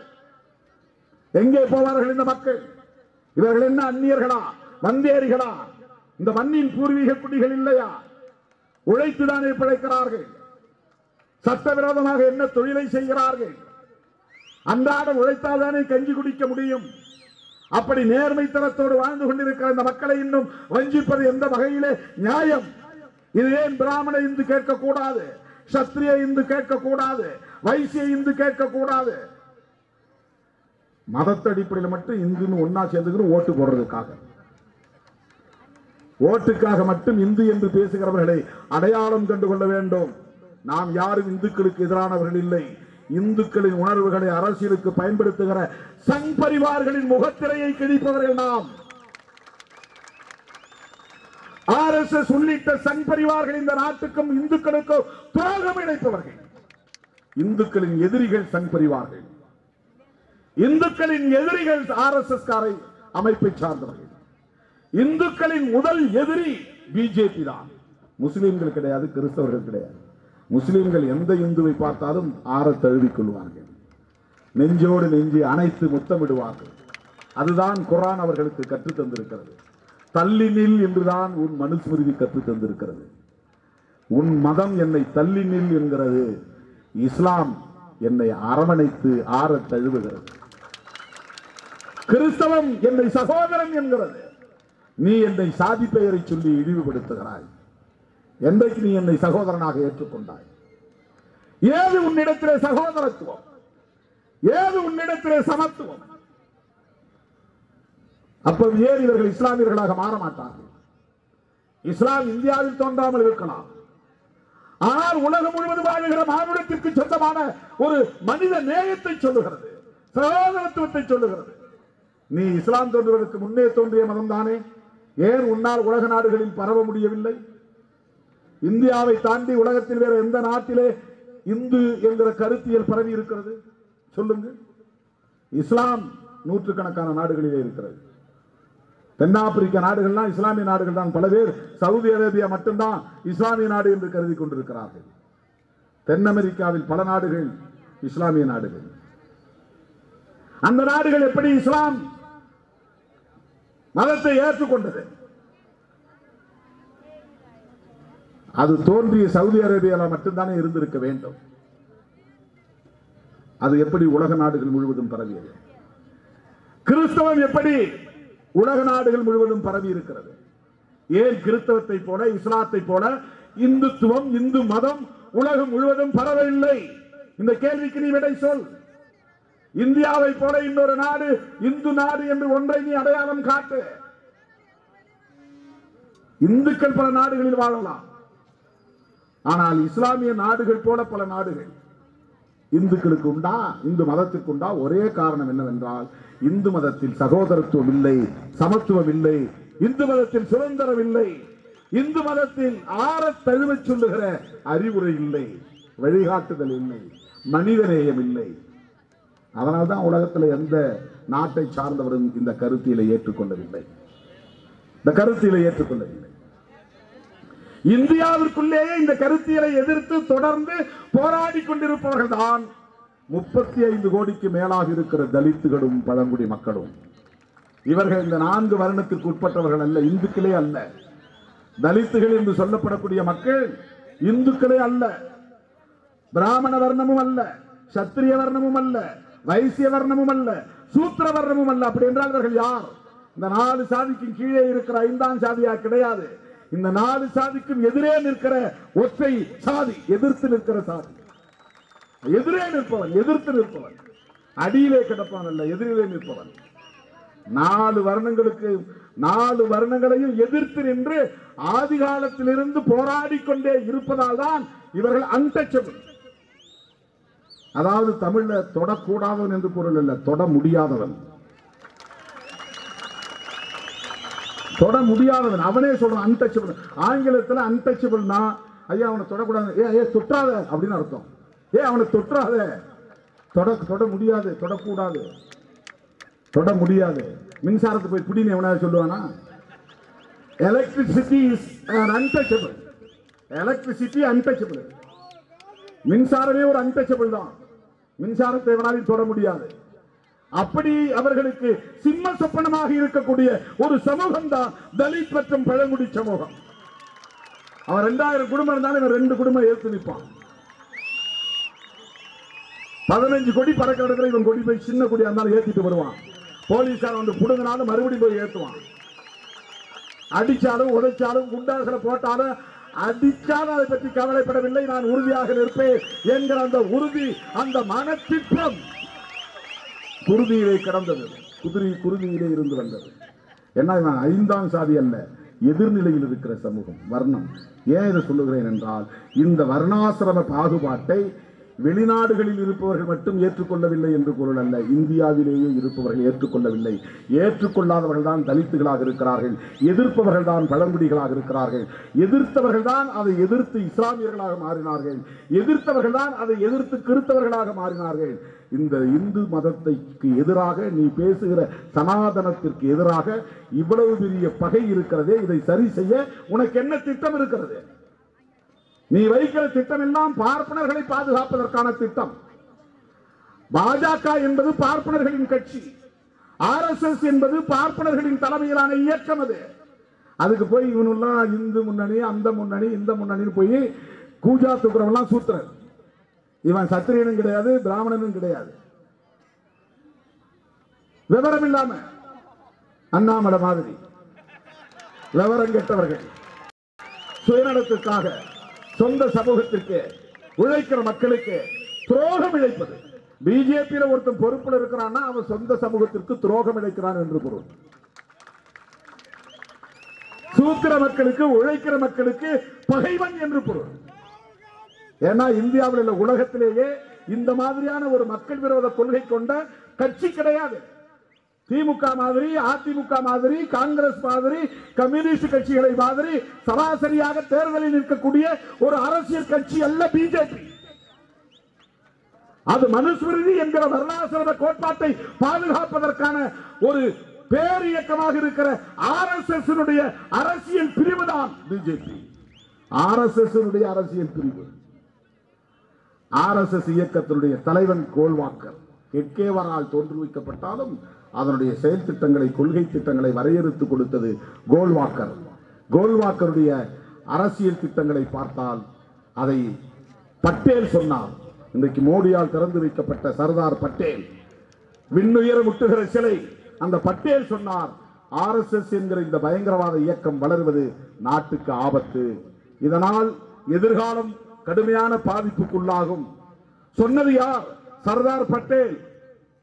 அந்த பட்டேலுக்குத்தான் இந்தியாவில் மிக உயர்ந்த சிலை 3500 கோடி செலவில் 3500 கோடியை கிருஷ்ணகிரிகளை போட்டா பல ஏழை எளிய மக்களுக்கு மனைப்பட்டா வழங்கலாம், லட்சக்கணக்கான மக்களுக்கு மனைப்பட்டா வழங்கலாம்.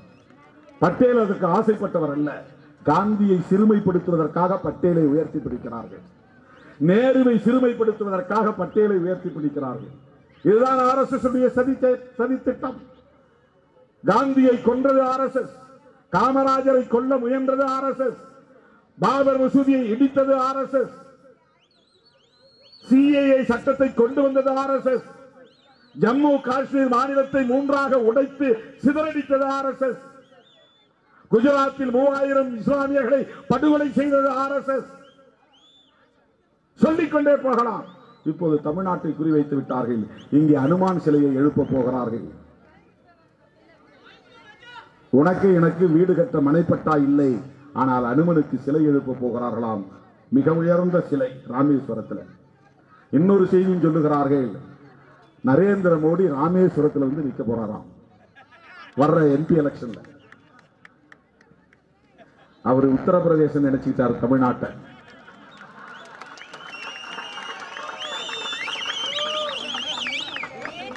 மண்ணை கவுவீர்கள் எச்சரிக்கை சொல்ல கடமைப்பட்டிருக்கிறார்.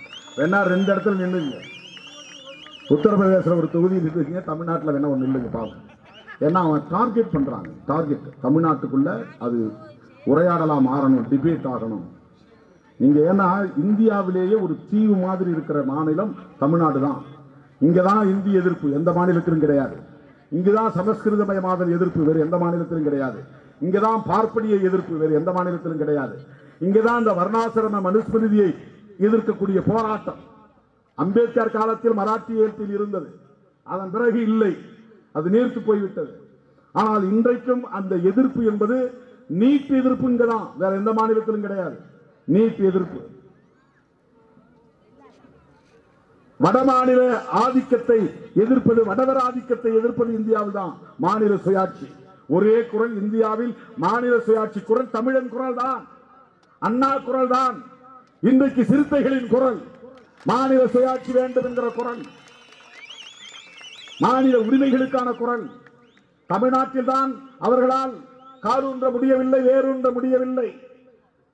பல மாநிலங்களில் ஆட்சியில் இருந்தவர்களை கவிழ்த்து ஆட்சியை கைப்பற்றி இருக்கிறார்கள்.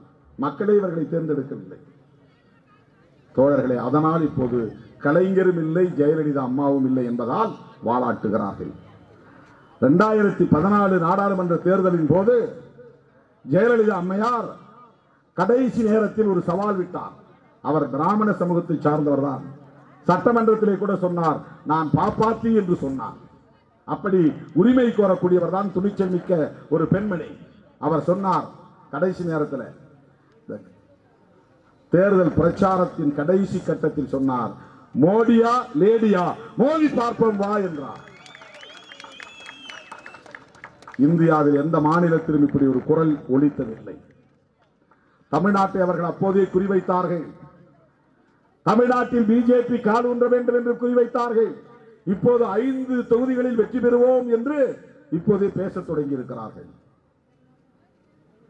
அதிமுக பலவீனப்பட்டிருப்பதால் ஜெயலலிதா அம்மா இல்லை. எடப்பாடிக்கும் OPSக்கும் EPSக்கும் இடையில நடக்கிற தலைமை சண்டையால் அதிமுக இன்றைக்கு பரிதவித்து நிற்கிறது. தலைமையை இன்னும் அவர்களால் உறுதி செய்ய முடியாத நிலை. யார் பொதுச் செயலாளர் என்பதிலேயே பிரச்சனை இருக்கிறது. அதிமுகவின் முதுகிலேறி பாஜகவை வளர்க்கலாம் என்று எண்ணுகிறார்கள். தலித்துகளை விலைக்கு வாங்கி வாக்குகளை பெற்றுவிடலாம் என்று எண்ணுகிறார்கள். ஒவ்வொரு சாதிக்கும் முக்கியத்துவம் கொடுத்து அந்த சாதி சங்க தலைவர்களின் மூலமாக சாதிய ஓட்டுகளை திரட்டிவிடலாம் என்று பார்க்கிறார்கள். தேவாலயங்களை தாக்கி, ஜமாத்துகளை தாக்கி, முஸ்லிம் விரோத, கிறிஸ்தவ விரோத அரசியலை, வெறுப்பு அரசியலை விளைத்து இந்துவா முஸ்லிமா என்று தமிழ்நாட்டுக்குள்ளும் வன்முறை வெறியாட்டத்தை உருவாக்க பார்க்கிறார்கள். தமிழ்நாடு இதற்கு இடம் கொடுக்க கூடாது, இடம் கொடுக்காது என்கிற நம்பிக்கை இருக்கிறது. இவர்கள் எல்லாம் தப்பு கணக்கு போட்டார்கள்.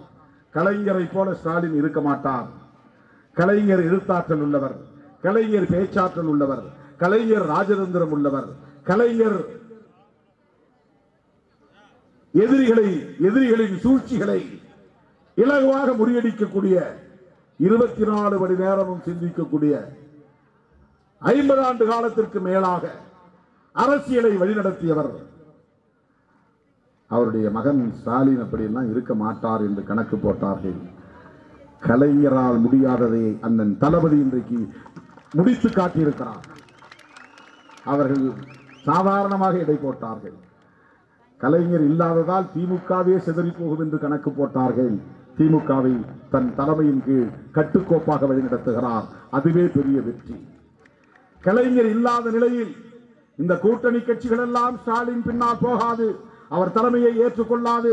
அப்படி இவர் வாஞ்சையாக அணுக மாட்டார், பேச மாட்டார், முகம் சுளிப்பார் என்றெல்லாம் கீழே பேசி பார்த்தார்கள், எழுதி பார்த்தார்கள். ஆனால் இந்தியாவிலேயே காங்கிரசும் இடதுசாரிகளும் இடம்பெறக்கூடிய ஒரு அணியை கட்டிய பெருமை திமுக தலைவர் அண்ணன் தளபதி அவர்களை சாரும். இதெல்லாம் இன்னைக்கு RSSக்கு கொலை நடுங்க செய்கிறது, அடிவயிறு எரிகிறது. ஒரு தேர்தல் 2 தேர்தலில் தொடர்ந்து வெற்றி. அது மட்டுமல்ல, உள்ளாட்சி தேர்தலிலும் மகத்தான வெற்றி. சொல்ல போனால் 3 களம்: நாடாளுமன்ற தேர்தல் களம், சட்டமன்ற தேர்தல் களம், அடுத்து உள்ளாட்சி தேர்தல் களம். மாபெரும் வெற்றி இந்த அணி. இப்ப அந்த அணி இருக்கான்னா இல்ல. அதிமுகவே 2ஆ உடைஞ்சு கிடக்கு. பாமக எப்போதே வெளியே போய் நாங்க அந்த கூட்டணியில் இல்லைன்ட்டாங்க. தேமுதிக சைலண்டா இருக்கு, இருக்கா இல்லையான்னு தெரியல. அப்புறம் யார் அந்த கூட்டணியில் இருக்காங்கன்னு தெரியல, மெகா கூட்டணி. ஆனால் திமுக கூட்டணி 2019 இருந்து இன்டாக்டா இருக்கு, கட்டுக்கோப்பா இருக்கு. ஒரு செங்கல்லை கூட உங்களால் உருவ முடியாது.